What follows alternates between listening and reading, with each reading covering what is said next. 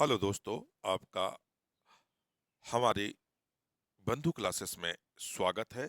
हम लोग Uttar Pradesh LT grade परीक्षा 2018 के प्रीवियस ईयर के प्रश्नों को सॉल्व कर रहे हैं।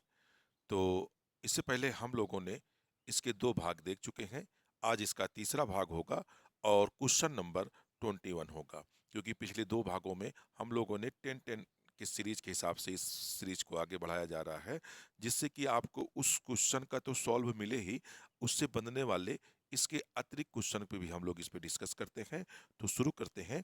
आज की क्लास का पहला प्रश्न है, निम्न हड़प्पी स्थलों में से किसमें चावल की खेती के साक्ष्य प्रमाण मिले हैं?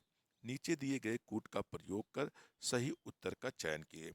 कालीबंगा, लोथल, मोहनजोदड़ो, सुरकोटदा। तो इनमें से आपको बताना है कि किस किस ऐसे कौन कौन से ऐसे स्थल हैं जिसमें चावल की खेती के प्रमाण मिले हैं। तो चावल की जो खेती के प्रमाण मिले हैं वो कहाँ से मिले हैं? कालीबंगा, लोथल। यानी आपका जो विकल्प है वो ए सही हो जाएगा। एक और दो, यानी कालीबंगा से भी चावल की खेती के प्रमाण मिले हैं और लोथल से भी चावल की खेती के प्रमाण मिले हैं। तो सही उत्तर क्या हो जाएगा? ए वाला आपका सही उत्तर हो जाएगा।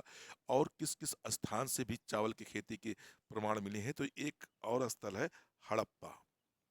यानी हड़प्पा से भी क्या है, चावल की खेती के प्रमाण मिले हैं। एक और स्थल है रंगपुर। कौन सा स्थल है? रंगपुर से भी खेती के प्रमाण, खेती चावल की खेती के प्रमाण हमें मिलते हैं। कौन कौन से स्थल हो जाएंगे हमें याद रखना है? कालीबंगा, लोथल, हड़प्पा और रंगपुर। आइए अगला सवाल देखते हैं।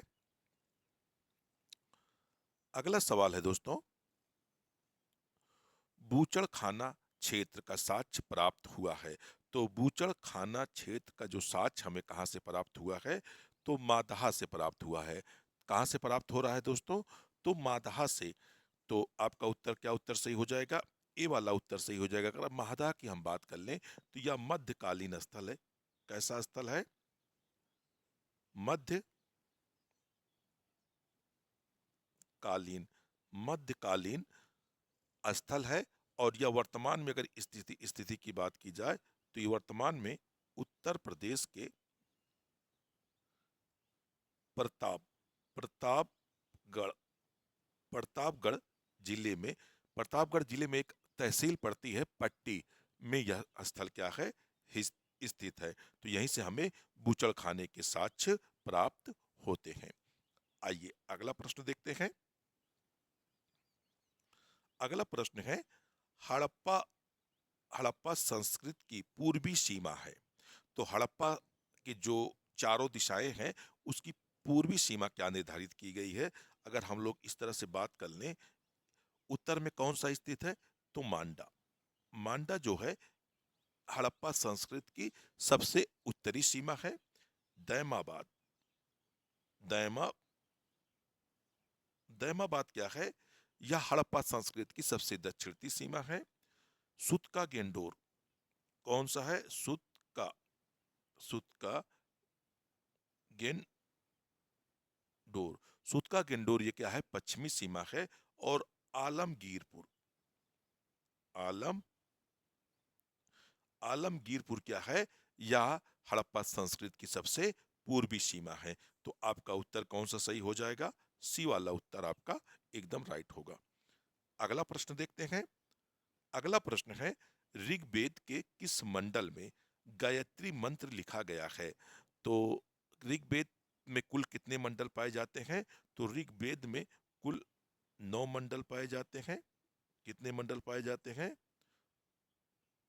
कुल 10 मंडल पाए जाते हैं दोस्तों। यहाँ थोड़ी सी कंफ्यूजन, 9 मंडल है। यहाँ इस पे हम रहने देते हैं क्योंकि 10 शायद या 9, थोड़ा सा यहाँ कंफ्यूजन हो गया है दोस्तों। बट 10 या 9 मंडल पाए जाते हैं। लेकिन पूछ रहा है इसमें गायत्री मंत्र। गायत्री मंत्र किस मंडल में पाया जाता है? तो गायत्री मंत्र क्या है? या ऋग्वेद के तृतीय मंडल में पाया जाता है। और किसको समर्पित है? तो यह सूर्य की पुत्री सरस्वती को समर्पित है। और इस गायत्री मंत्र की रचना की अगर बात की जाए तो इसको विश्वामित्र ने विश्वा विश्वामित्र ने इस मंत्र की क्या किया था? रचना किया था। तो आइए अगला प्रश्न देखते हैं। अगला प्रश्न है, नारायण के साथ विष्णु के तारतम्य का प्रचीनतम उल्लेख प्राप्त होता है। तो तारतम्य का जो विष्णु और नारायण का प्रथम प्राचीनतम साक्ष्य कहाँ से प्राप्त होता है? महाभारत की। महाभारत में, महाभारत से प्राप्त होता है। और महाभारत के एक शांति पर्व है। महाभारत में क्या है? शांति पर्व। शांति पर्व से यह साक्ष्य हमें प्राप्त होता है। तो महाभारत इसमें दिया हुआ, तो आपका उत्तर क्या सही हो जाएगा? बी वाला आपका उत्तर एकदम सही हो जाएगा। अगला प्रश्न देखते हैं। अगला प्रश्न है, इनमें से कौन वैदिक सूर्य देवता नहीं थे?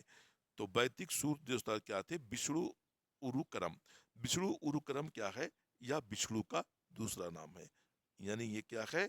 विष्णु का दूसरा नाम है। तो ये क्या है? वैदिक सूर्य देवता में शामिल नहीं होते, बल्कि यह आकाश के देवता के रूप में शामिल किए जाते हैं। तो उत्तर आपका सही क्या हो जाएगा? बी वाला उत्तर आपका एकदम राइट होगा। अगला प्रश्न देख लेते हैं। अगला प्रश्न है, अगला प्रश्न है, कनिष्क बौद्ध धर्म के किस संप्रदाय का अनुयायी था? तो कनिष्क ने अपने राज्यश्रय किस बौद्ध धर्म की शाखा को प्रदान किया था? तो महायान शाखा को। किस शाखा को प्रदान किया था? महायान शाखा की। यानी कनिष्क जो है बौद्ध धर्म के महायान संप्रदाय का अनुयायी था। तो उत्तर आपका सही क्या हो जाएगा? बी वाला आपका उत्तर एकदम सही होगा। आइए अगला प्रश्न देखते हैं। प्रथम जैन समिति किसे आहूत की थी? तो प्रथम जैन संगीत का जो आयोजन था वह 300 बीसी में इसका आयोजन किया गया था। मौर्य साम्राज्य के शासक मौर्य चंद्रगुप्त मौर्य के शासन काल में पाटलिपुत्र में हुई थी, और इसकी अध्यक्षता किसने की थी? तो स्थूल भद्र ने। आपका सही उत्तर हो जाएगा, सी वाला आपका सही उत्तर हो जाएगा। अगला प्रश्न देखते हैं। भगवान बुद्ध ने अपना पहला उपदेश कहाँ दिया था? तो भगवान बुद्ध ने अपना सर्वप्रथम उपदेश ऋषिपत्तनम या सारनाथ में दिया था। यहीं पर भगवान बुद्ध के द्वारा 5 ब्राह्मणों को इसको उपदेश दिया गया था। आइए अगला प्रश्न और अंतिम प्रश्न देखते हैं। भगवती सूत्र। भगवती सूत्र जो है यह किस धर्म से संबंधित है? तो भगवती सूत्र जो है इसका संबंध जैन धर्म से है। किस धर्म से है? जैन धर्म से है। और ये जैन धर्म का एक महत्वपूर्ण साहित्य है। तो ठीक है दोस्तों, अगर आपको वीडियो अच्छा लग रहा हो तो वीडियो को लाइक और शेयर करिएगा। फिर मिलते हैं नेक्स्ट वीडियो में। जब तक के लिए धन्यवाद। जय हिंद दोस्तों।